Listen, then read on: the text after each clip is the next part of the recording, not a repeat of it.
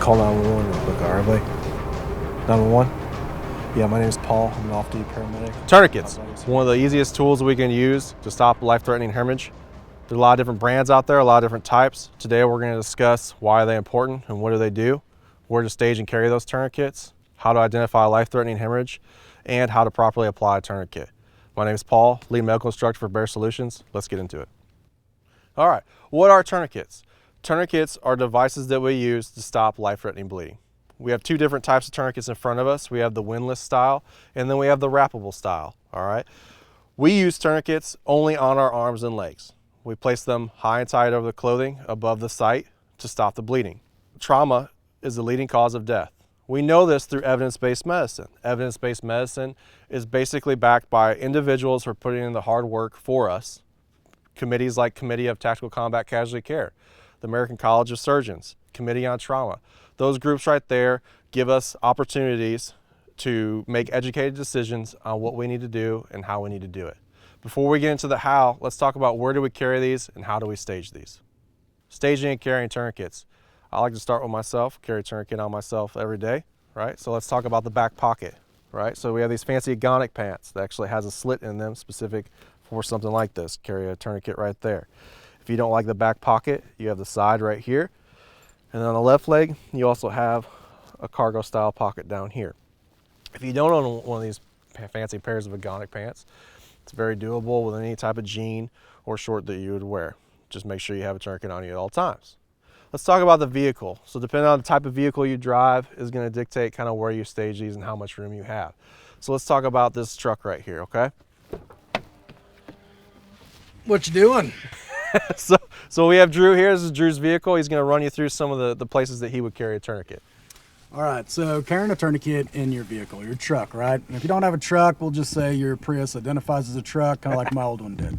So, easy place to do this. Well, first off, as long as you know where your tourniquet is, that's the thing that matters, right? And as long as those that are with you, like your loved ones, whatever, like my wife, she generally knows where I keep it.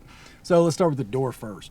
I like using the door lock because it's right there. And then honestly, this is where I just kind of put miscellaneous stuff. You got these little cubby holes down here, right? You got a tourniquet down there, right there. You can put it in the little cup holders. Usually I also have a headlamp in here, but my daughter took it and I got to find that sucker, and God knows what she's doing. The kids love flashlights, right? Especially 8-year-old little girls. I think flashlights are cool because they are cool. Okay. So next thing we can look at the visor. I suggest if you're going to put your tourniquet up here in the visor, secure it somehow. Get some retaining bands or something like that. It's just going to hold it in place a little bit. That'll help you out. Center console, glove box. This truck has 2 glove boxes actually. So whatever, one on top, one on the bottom, doesn't matter. Know where it's at. Keep it there. Always keep it there. And if you move it, put it back, right? Just like your tools in your garage. So that's kind of the front seat. And now let's go ahead and look at the back seat. Paul, you want to open up that back door? Let's do it. So med bags. A lot of people like to carry med bags in their vehicle. It's a smart idea. When we're carrying this tourniquet in this med bag, let's not bury it inside of the bag. Let's keep it on the outside, easily accessible. We did that with just some basic cordage on this one right here. Great thing about owning a Dodge is there's a lot of places underneath the seat that you can store a lot of kit. So down here, we have an IFAK or a fanny pack style kit with, once again, a tourniquet stowed on the outside using some simple cordage. There's a lot of different other options in the back of the truck. Those are the ones that we're kind of showing you right now. Just to recap, we want to be able to have a plan. Make sure you know where everything is in your vehicle. Make sure the ones that ride in the vehicle also know where your tourniquets are staged. Remember, 1 is none and 2 is 1. So what is life-threatening hemorrhage? Life-threatening hemorrhage is associated with arteries. Arteries pump blood away from the heart. There's some things that we need to consider when thinking of life-threatening hemorrhage. First, we need to identify it, then we need to treat it. When we identify it, we need to think about the blood volume. So blood volume for an average adult is 4 to 6 liters. So if you see here, we have a simulated 4 to 6 liters, or actually is 6 liters right in front of me of blood volume. The average time it takes to bleed out from an arterial wound is approximately 3 minutes. So there are some considerations associated with that. We use a process with the SMART algorithm: security, massive hemorrhage, airway, respiration, circulation, and hypothermia. We're going to focus on the massive hemorrhage piece right now. Understanding the considerations associated with that time constraint, approximately 3 minutes, and then the blood volume in front of you, we're going to talk about some different stages of shock when identifying life-threatening bleeding. So everybody dies of shock. It just depends on what type of shock you die of. So what we're going to talk about specifically is hemorrhagic shock. So we're going to simulate what approximately, this is 2 liters right here, so what 2 liters of blood volume would look like on the ground. So when we talk about identifying this, specifically on our assessment from a distance, this right here would be roughly the first stage of shock. We would see some pretty significant things like decreased mental status or pale, cool diaphoretic, and the individual not really being able to make appropriate decision making. So that's approximately 2 liters. This right here would be roughly 3 liters right here. Death is usually associated with approximately 60% of your blood volume loss. Once you lose 60% of that blood volume and we fail to identify it or we fail to treat it appropriately, it's usually associated with death. So we need to be able to first identify life-threatening hemorrhage, and then we need to be able to intervene appropriately as quickly as possible.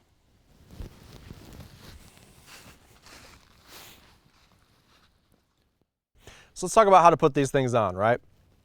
We have a bunch of different tourniquets out here in front of us. First and foremost, we need to identify that there is a life-threatening bleed, and then we need to choose the tourniquet that we want to choose. Remember that there is the Winlass style tourniquets. We have like this Ratchet style, and then we have the wrappable or elastic style tourniquets. So evidence-based medicine, right? These ones over here specifically have the best success rates. The cat tourniquet is typically the easiest one to teach people on, has the highest success rate, and we have approximately like a 90% success rate with application with limited education behind it.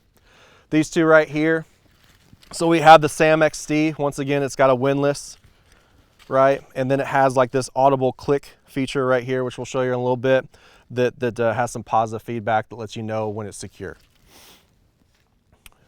The SWAT-T wide, also a really solid tourniquet. Once again, has a Winlass like so, and then a metal clasp that allows you to secure it and tighten it down. Also a very high success rate. We have this TMT, which is basically a combination of the cat and the SWAT-T, right? So you still have that clasp to where you can still clasp it down and then tighten it down around the limb, and then you can still use the Winlass to actually perform that 360-degree circumferential pressure. And then you get into the RMT, which basically has a ratchet, right? So we're still using some sort of strap to tighten the initial, tighten it down around the extremity, and then we use the ratchet to use it to get the actual 360-degree circumferential pressure. Then we have our wrappable, right, or our elastic, right? So we have the SWAT-T, and then we have our RATS tourniquet. These are these are really good options if you have kids specifically, but they have very low success rates. It's not that they don't work, it's just that when we provide education and we see people use these, they fail to actually use these appropriately in a timely manner. So there's more blood loss associated with these, and on top of that, people typically don't do these correctly. So with my opinion and evidence-based medicine, we're going to start with the cat tourniquet, which I think is the best one out there, okay? So typically speaking, once again, identifying the life-threatening bleeding, we're going to apply this high and tight over the clothing, right? We're going to try to keep this on the inside so when we move him, it doesn't come loose, right? The initial tightening down is very important. We're going to secure the strap, right? And then we're going to twist. As we twist, we're looking for positive feedback to make sure that the bleeding has stopped. Once we identify that the bleeding has stopped, we will secure it, just like so. If you want to write the time down, write the time down. It's a good thing to get used to. We like to try to pull away from the body to kind of have some uniformity when we do these tourniquets on all limbs. Let's talk about the SWAT-T. SWAT-T basically stands for stretch, wrap, and tuck, right? Once again, this is a good option for kids, but we're going to use it on Isaac's arm right here. So if he has a bleed in the lower part of his arm, we're going to apply it high and tight over the clothing until the bleeding stops. So like I said, this one does have typically a low success rate just due to the fact that you have to kind of use a little bit open to interpretation of how much wrapping is necessary or how much pressure you're going to do during that wrap. The SWAT-T stays pretty thick, which I do like. But then when you tuck it, we're going to come in through here and make sure it's secure to where it doesn't come out. I find that a lot of times that it does come loose, especially when you're moving people over prolonged periods of time. And last but not least, we have this RMT, which has that ratchet, right? So we've talked about high and tight of the clothing. Let's talk about 2 to 3 inches. Understand that mission dictates whether you're going to go high and tight over the clothing or whether you're going to go 2 to 3 inches above the wound. Understand that it is your decision to make. They're both backed by evidence-based medicine. Once again, we're going to simulate that Isaac basically has a severe hand injury. So we're going to go approximately 2 to 3 inches above that using the RMT, right? So just like the cat tourniquet, that initial pull is going to be really important to make sure it's nice and tight. So when I ratchet it down, it's not moving around. So we're using 360-degree circumferential pressure. I'm using my visual feedback to make sure that as I'm tightening it down, that the bleeding does ensure it does stop. Once it's secured, we can kind of pretty this up and kind of put this in here so we don't step on the strap. And once again, to understand in conclusion, first we need to identify that there is a life-threatening hemorrhage. When choosing the appropriate tourniquet, we've given you some options with evidence-based medicine.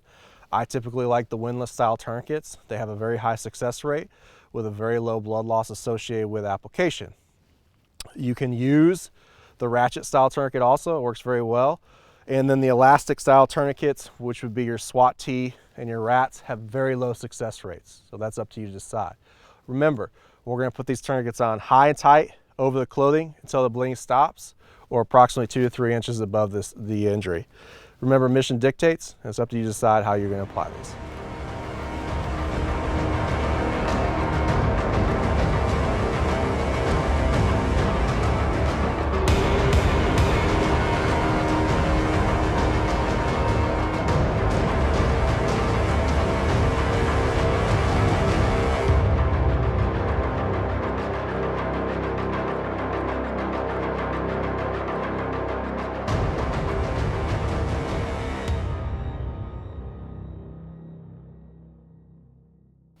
Tourniquets are one of the most life tools out there that we can use. God damn it. Tourniquets are one of the most life-saving about the different types of brands and the different types of... There are a lot of different types of tools. My hand's okay? Yeah. Oh, they're beautiful. Let's get into it. Yay! I like that one. Hell. That was the hardest fucking thing I've ever done. Yeah.